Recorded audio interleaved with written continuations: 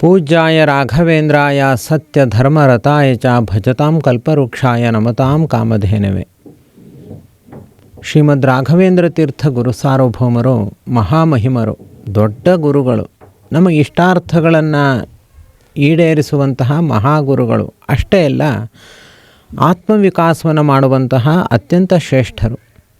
ಈ ವಿಷಯದಲ್ಲಿ ಒಬ್ಬರು ಜ್ವಲಂತ ದೃಷ್ಟಾಂತ ಅಂತ ಅಂದರೆ ನಂಜನಗೂಡಿನಲ್ಲಿ ವಾಸ ಮಾಡ್ತಾ ಇರುವಂತಹ ಶ್ರೀಯುತ ಎಂ ರವಿ ಅವರು. ಇವರು ಎಷ್ಟು ಒಳ್ಳೆಯವರಾಗಿದ್ದಾರೆ ಅಂದರೆ, ಅವರು ಬರೆದಿರೋ ಪತ್ರ ನೋಡಬೇಕು, ಖುಷಿಯಾಗುತ್ತೆ. ಎಲ್ಲರಿಗೂ ಒಳ್ಳೆಯದಾಗಲಿ ಅಂತ, ನಾನು ಒಳ್ಳೆಯ ಕೆಲಸವನ್ನೇ ಮಾಡ್ತೀನಿ, ಎಲ್ಲರೂ ಕೂಡ ಒಳ್ಳೆಯವರಾಗಲಿ, ಯಾರೂ ಕೆಟ್ಟವರಾಗೋದು ಬೇಡ ಅಂತ ತುಂಬ ಚೆನ್ನಾಗಿ ಪತ್ರ ಬರೆದಿದ್ದಾರೆ. ಸಣ್ಣ ವಯಸ್ಸು, ಇನ್ನೂ ಇನ್ನೂ ಯುವಕರು. ಆದರೆ ಇವರು ಮಾತುಗಳನ್ನು ಆಡ್ತಾಯಿದ್ರೆ 70-80 ವರ್ಷದ ಒಂದು ಅನುಭಾವಿಗಳು ಮಾತನಾಡುವಂತೆ ಮಾತನಾಡ್ತಾರೆ. ರಾಯರು ಆ ರೀತಿಯಲ್ಲಿ ಇವರನ್ನು ತಿದ್ದುಬಿಟ್ಟಿದ್ದಾರೆ ಇಷ್ಟು ಸಣ್ಣ ವಯಸ್ಸಿನಲ್ಲಿ. ರಾಯರ ಅನುಗ್ರಹ ಇದ್ದರೆ ಎಂಥವರು ಕೂಡ ಏನೂ ಆಗ್ಬೋದು ಅನ್ನೋದಕ್ಕೆ ಬಹುಶಃ ಎಂ ರವಿಯವರೇ ಸಾಕ್ಷೀಭೂತರಾಗ್ತಾರೆ. ಅವರ ಮಾತನ್ನು ಈಗ ಕೇಳೋಣ ಬನ್ನಿ. ತುಂಬ ಚೆನ್ನಾಗಿ ಮಾತಾಡ್ತಾರೆ, ಕೇಳಿಸಿಕೊಳ್ಳಿ. 100 ಪುಸ್ತಕಗಳು ಕಂಪ್ಲೀಟ್ ಆಗಿ ಬರೆದಿದ್ದೇನೆ. ಅದು ಗುರುಗಳ ಅನುಗ್ರಹದಿಂದ ಮಾತ್ರ ಸಾಧ್ಯ. ಎಲ್ಲರಿಗೂ ನಮ್ಮ ಅನುಭವ ಹೇಳುವುದೇನೆಂದರೆ, ಸುಮಾರು ಸಮಸ್ಯೆಗಳಿಂದ ಪ್ರತಿಯೊಬ್ಬರೂ ಕೂಡ ಮನೆ ಸಮಸ್ಯೆ ಆಗಿರ್ಬೋದು, ಬೇರೆ ಕಡೆ ಸಮಸ್ಯೆ ಆಗಿರ್ಬೋದು, ಪ್ರತಿಯೊಂದು ಸಮಸ್ಯೆಯಿಂದ ಕೂಡ ಬಳಲುತ್ತಿದ್ದಾರೆ. ಅವರಿಗೆ ಏನು ಹೇಳಬೇಕು ಅಂತಂದರೆ, ಆದಷ್ಟು ಗುರುಗಳ ಸೇವೆಯನ್ನು ಮಾಡಿ, ಗುರುಗಳ ಮಠಕ್ಕೆ ಭೇಟಿ ಕೊಡಿ. ನಿಮ್ಮ ಎಲ್ಲ ಸಮಸ್ಯೆಗಳು, ಪ್ರತಿಯೊಂದು ಸಮಸ್ಯೆಗಳು ಪರಿಹಾರವಾಗುತ್ತವೆ. ನಿಮಗೆ ನಂಬಿಕೆ ಇರಲಿ.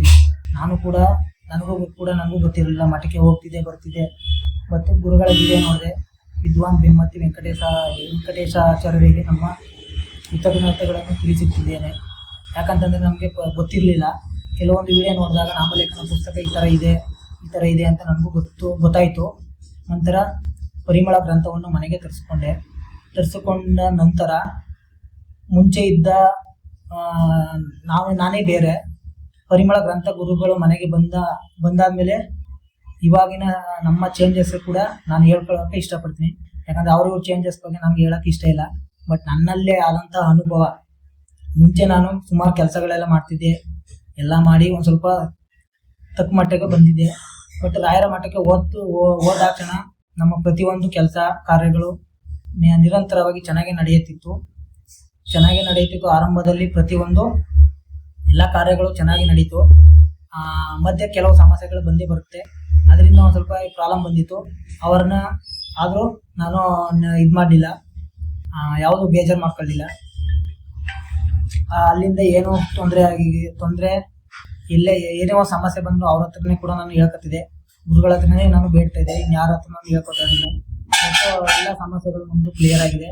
ನಮ್ಮ ಗುರುಗಳು ಬಂದಾಕ್ಷಣ ನಾನು ಹಲವಾರು ದುಶ್ಚಟಗಳಿಂದ ಹಾಳಾಗ್ಬಿಟ್ಟಿದೆ.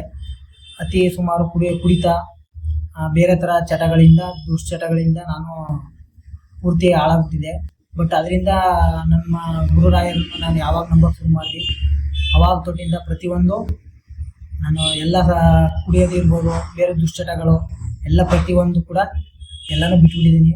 ಆ ನಾಮಲೇಖನ ಮಾಡಿದ್ರೆ ಪ್ರತಿಯೊಬ್ಬರು ಕೂಡ ಜೀವನದಲ್ಲಿ ಬದಲಾವಣೆ ಆಗೇ ಆಯ್ತಾರೆ. ನಾವೇ ಸಾಕ್ಷಿ. ಯಾಕಂತಂದರೆ ಅದನ್ನು ಬರೆಯೋಕ್ಕೆ ನಾನು ಶುರು ಮಾಡಿದಾಗ ನನಗೆ ಭಯ ಆಯ್ತಿತ್ತು.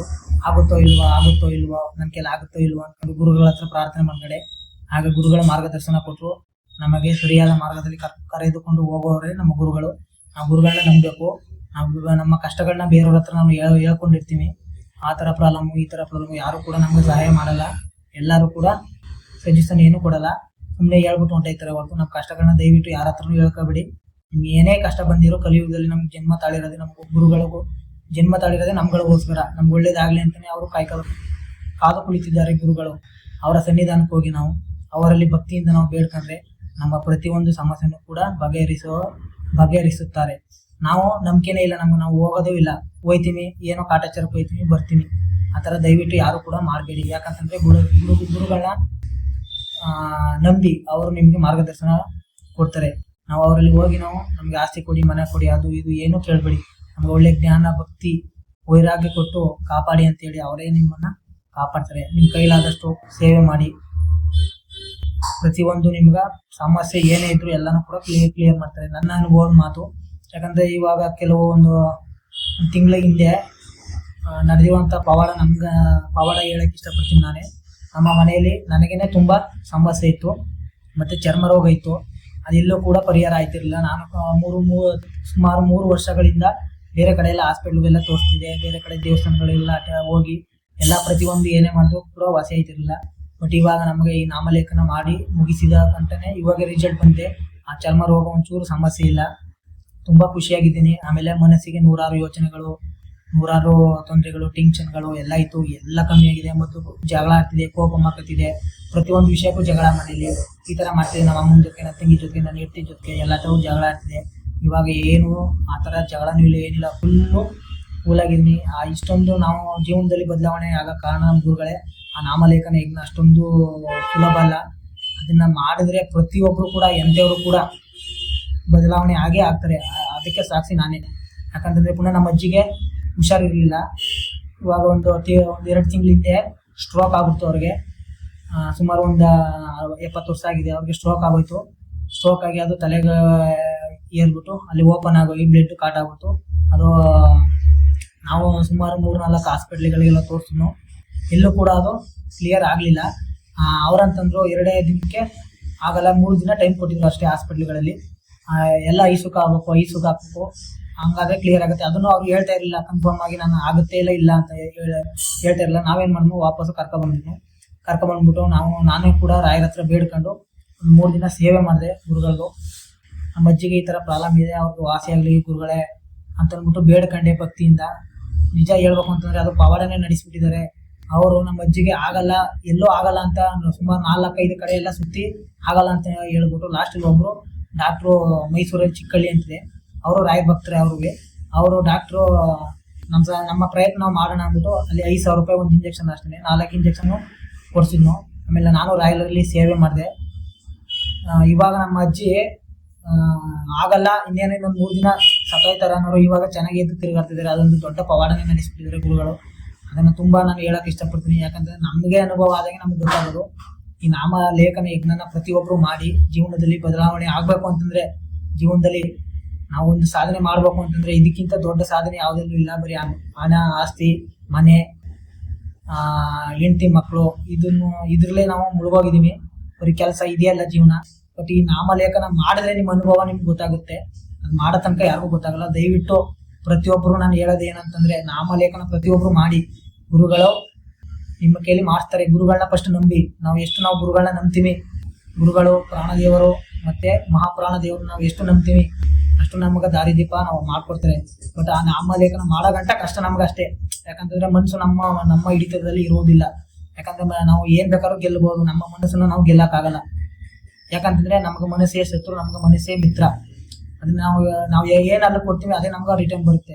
ಬಟ್ ನಾವು ಈ ಸಂಸಾರ ಎಂಬ ಜಂಜಾಟದಲ್ಲಿ ಸಿಗಾಕೊಂಡು ನೋವುನ ಬರೀ ದುಃಖನೇ ಅನುಭವಿಸ್ತಾ ಕಾಲ ಕಳೀತಿದ್ದೀವಿ. ಬಟ್ ಆ ಮನಸ್ಸು ನಮಗೆ ಹಿಡಿತವಾಗಿ ಸಿಕ್ಬೇಕು ಅಂತಂದರೆ ನಮ್ಗೆ ರಾಯರೇ ಅದನ್ನ ಮನಸ್ಸನ್ನ ಗಟ್ಟಿ ಮಾಡೋರೆ ಅವರು. ನಮ್ಮ ದೇಹದಲ್ಲಿ ನಾವು ಕೊಳೆ ತಾಕೋಬಹುದು, ಮನಸ್ಸಿನಲ್ಲಿ ಆತ್ಮದಲ್ಲಿ ಇರುವಂಥ ಕೊಳೆ ತಾಗಕ್ಕೆ ಸಾಧ್ಯನೇ ಇಲ್ಲ. ಅದಕ್ಕೆ ಡಾಕ್ಟರ್ಗಳು ಇಲ್ಲ. ಅದಕ್ಕೆ ಏಕೈಕ ಒಬ್ರು ಗುರುಗಳಿದ್ದಾರೆ ಅಂತಂದ್ರೆ ಮಂತ್ರಾಲಯ ಪ್ರಭುಗಳು ಮಾತ್ರ. ಯಾರ ಕೈಲಂದ್ರೆ ಆತ್ಮರೋಗ, ಮನಸ್ಸಿನ ರೋಗ, ಮನುಷ್ಯನ ದೋಷಗಳು, ಆತ್ಮ ದೋಷಗಳು, ದೇಹದ ದೋಷಗಳು ಪರಿಹಾರ ಆಗಕ್ಕೆ ಸಾಧ್ಯನೇ ಇಲ್ಲ. ಪ್ರತಿಯೊಬ್ಬರು ಕೂಡ ನಾಮಲೇಖನ ಮಾಡಿ ನಿಮ್ಮ ಜೀವನದಲ್ಲಿ ಬದಲಾವಣೆ ಆಗೇ ಆಗುತ್ತೆ ಖಂಡಿತ. ನೀವು ನಾಮಲೇಖನ ಮಾಡದೇ ಇದ್ರೆ ನಿಮ್ಗೆ ಏನೂ ಅನುಭವ ಆಗಲ್ಲ, ನಿಮ್ಗೆ ಏನು ಗೊತ್ತಾಗೋದಿಲ್ಲ. ಯಾಕಂತಂದ್ರೆ ಕೆಲವೊಂದು ತಪ್ಪುಗಳು ಮಾಡ್ತಾನೆ ಇರ್ತೀವಿ ನಾವು. ಬಟ್ ನಮ್ಮ ಬೇರೆಯವ್ರ ತಪ್ಪನ್ನ ನಾವು ಹೇಳ್ತಾ ಇರ್ತೀವಿ ಹೊರತು ನಮ್ಮ ತಪ್ಪು ಏನು ಅಂತ ನಮ್ಗೆ ಗೊತ್ತಾಗಲ್ಲ. ಬಟ್ ನಮ್ಮ ತಪ್ಪು ಏನು ಅಂತ ನಮ್ಗೆ ಗೊತ್ತಾಗಬೇಕು ನಾವು ಜೀವನದಲ್ಲಿ. ನಮ್ಮ ತಪ್ಪು ಯಾಕಂದ್ರೆ ಬೇರೆಯವ್ರ ತಪ್ಪನ್ನ ನೋಡಿ ನೋಡಿ ನೋಡಿ ಅವ್ರು ಸರಿ ಇಲ್ಲ, ಇವ್ರು ಸರಿ ಇಲ್ಲ, ಹಂಗೆ ಹಿಂಗೆ ಅಂತ ಪ್ರತಿಯೊಂದು ನಾವು ಹೇಳ್ತಾ ಇರ್ತೀವಿ. ನಾನು ಹೇಳ್ತಾ ಇದ್ದೆ ಮುಂಚೆ.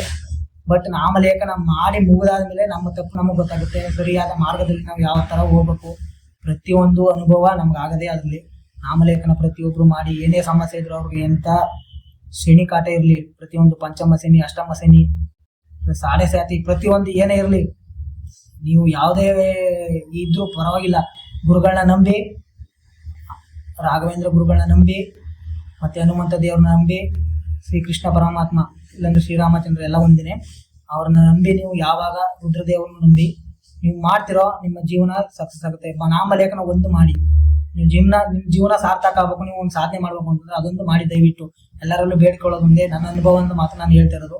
ಯಾಕಂದ್ರೆ ಭಾರಿ ಪವರ್ಫುಲ್ ನಾಮಲೇಖನ. ನಾನು ಏನೋ ಅನ್ಕೊಂಡಿದ್ದೆ, ನಾಮಲೇಖನ ಸುಮ್ಮನೆ ಏನೋ ಬರೆದು ಮುಗಿಸ್ಬಿಡ್ಬೋದು ಅಂತ ಅನ್ಕೊಂಡಿದ್ದೆ. ನಾಮಲೇಖನ ಬರೆದಾಗೆ ನಮ್ಮ ಅನುಭವ ನಮ್ಗೆ ಗೊತ್ತಾಗೋದು, ನಾವು ತಪ್ಪು ಮಾಡಿರೋದು, ನಾವು ಮುಂದೆ ಸರಿಯಾದ ಮಾರ್ಗದಲ್ಲಿ ಯಾವ ಥರ ಹೋಗ್ಬೇಕು ಎಲ್ಲ ಪ್ರತಿಯೊಂದು ನಾಮಲೇಖನ ಮಾಡಿ ಅವರ ಸಾಧನೆಯನ್ನು ಮಾಡ್ತಾರೆ ಗುರುಗಳು. ಅವ್ರನ್ನ ನಂಬಿ ಇಷ್ಟು ಹೇಳಕ್ಕೆ ನಾನು ಇಷ್ಟಪಡ್ತೀನಿ. ಶ್ರೀ ಕೃಷ್ಣ ಅರ್ಪಣಮಸ್ತು. ಹೌದು, ಇವರು ಹೇಳೋದನ್ನು ಕೇಳಿದ್ರೆ ನಾವು ಕೂಡ ಹೇಗೇಗೋ ಜೀವನವನ್ನು ವ್ಯತ್ಯಾಸ ಮಾಡ್ಕೊಂಡು ಬಿಟ್ಟಿದ್ದೀವಿ. ಇನ್ನು ಮುಂದಾದರೂ ಕೂಡ ಜೀವನವನ್ನು ಸರಿಯಾದ ಮಾರ್ಗದಲ್ಲಿ ತೆಗೆದುಕೊಂಡು ಹೋಗೋಣ. ಅದಕ್ಕೋಸ್ಕರ ಒಂದು ಧ್ರುವತಾರೆ ಬೇಕು. ಸರಿಯಾದ ದಿಕ್ಕಿನಲ್ಲಿ ಸರಿಯಾದ ಪಥದಲ್ಲಿ ಸಾಗಬೇಕು ಅಂತಂದರೆ ಧ್ರುವತಾರೆ ಎದುರಿನಲ್ಲಿ ಇರಬೇಕು. ಇಲ್ಲ ಅಂತಂದರೆ ಎಲ್ಲೆಲ್ಲೋ ಹೋಗಿಬಿಡುತ್ತೆ. ಸಮುದ್ರದ ಮಧ್ಯದಲ್ಲಿರುವಂಥ ಹಡಗು ಧ್ರುವತಾರೆ ಇಲ್ಲಾಂದರೆ ಏನಾಗುತ್ತೆ? ಎಲ್ಲೋ ಹೋಗುತ್ತೆ, ಅದು ತೀರವನ್ನು ಮುಟ್ಟುವ ಸಾಧ್ಯತೆ ಇರೋದಿಲ್ಲ. ಅಂತಹ ಧ್ರುವತಾರೆ ಅಂದರೆ ಬೇರಾರು ಅಲ್ಲ, ಅದು ಮಂತ್ರಾಲಯ ಪ್ರಭುಗಳು, ಗುರುರಾಯರು.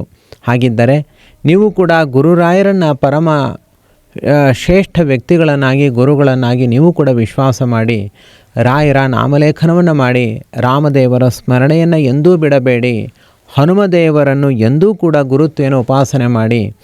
ಈ ರೀತಿಯಾಗಿ ನೀವು ಹನುಮಂತ ದೇವರನ್ನು, ಗುರುರಾಯರನ್ನು ಹಾಗೂ ಶ್ರೀರಾಮಚಂದ್ರ ದೇವರನ್ನು ಉಪಾಸನೆ ಮಾಡೋದರಿಂದ ನಿಮ್ಮ ಜೀವನ ತುಂಬ ಹಸನ್ಮುಖಿಯಾಗುತ್ತೆ. ಸಂತಸದ ಕ್ಷಣಗಳನ್ನು ನೀವು ಖಂಡಿತ ಅನುಭವಿಸ್ತೀರಿ. ಆದ್ದರಿಂದ ನೀವು ಈ ರಾಮಕೋಟಿಯಲ್ಲಿ ಶ್ರೀ ರಾಘವೇಂದ್ರ ನಾಮಲೇಖನ ಯಜ್ಞದಲ್ಲಿ ತೊಡಗಿಕೊಳ್ಳಿ. ನಮ್ಮನ್ನು ವಾಟ್ಸ್ಯಾಪ್ ಮೂಲಕ ನೀವು ಸಂಪರ್ಕ ಮಾಡಿ. ರಾಯರ ನಾಮಲೇಖನವನ್ನು AM ರವಿ ಅವರು ಮಾಡಿದ್ದಾರೆ. ಇವರಿಗೆ ನಮ್ಮ ಸಂಸ್ಥೆಯಿಂದ, ಕಾಶಿ ಮಂತ್ರಮಂದಿರದ ವತಿಯಿಂದ ಇವತ್ತಿನ ದಿವಸ ಪ್ರಶಸ್ತಿಯನ್ನು ನೀಡ್ತಾ ಇದ್ದೇವೆ. ಇವರಿಗೆ ಎಲ್ಲ ರೀತಿಯಲ್ಲೂ ಕೂಡ ಗುರುರಾಯರು ಪೂರ್ಣವಾಗಿ ಅನುಗ್ರಹವನ್ನು ಉಂಟು ಮಾಡಲಿ. ಆಯುಷ್ಯ ಆರೋಗ್ಯಗಳು ಅಭಿವೃದ್ಧಿಯಾಗಲಿ. ಇವರು ಅಂದುಕೊಂಡಂತೆ ಮುಂದಿನ ಜೀವನ ತುಂಬ ಸಂತಸದಾಯಕವಾಗಲಿ. ಇವರ ಈ ಒಂದು ಆಗಮನಕ್ಕೆ, ಸನಾತನ ಧರ್ಮದ ಸಂಸ್ಕೃತಿಯ ರಕ್ಷಣೆಗೋಸ್ಕರ ಇವರೇನು ಆಗಮಿಸಿದ್ದಾರೆ, ಇವರಿಗೆ ಗುರುರಾಯರು ಪೂರ್ಣವಾಗಿ ಅನುಗ್ರಹವನ್ನು ಉಂಟು ಮಾಡಿದ್ದಾರೆ. ಇವರಿಗೆ ಇನ್ನಷ್ಟು ಒಳ್ಳೆಯದಾಗಲಿ ಅಂತ ಹೇಳ್ತಾ, ನಮ್ಮನ್ನು ವಾಟ್ಸ್ಯಾಪ್ ಮೂಲಕ ನೀವು ಸಂಪರ್ಕ ಮಾಡಬೇಕಾದ ದೂರವಾಣಿ ಸಂಖ್ಯೆಯಲ್ಲಿದೆ. ಸರ್ವಗುಣಸಂಪೂರ್ಣ ಸರ್ವದೋಷ ವಿವರ್ಜಿತ ಪ್ರೀಯತಾಂ ಪ್ರೀತೇವಾಲಂ ವಿಷ್ಣುರ್ಮೇ ಪರಮಃ ಸುಹೃತು. ಶ್ರೀಕೃಷ್ಣಾರ್ಪಣಮಸ್ತು.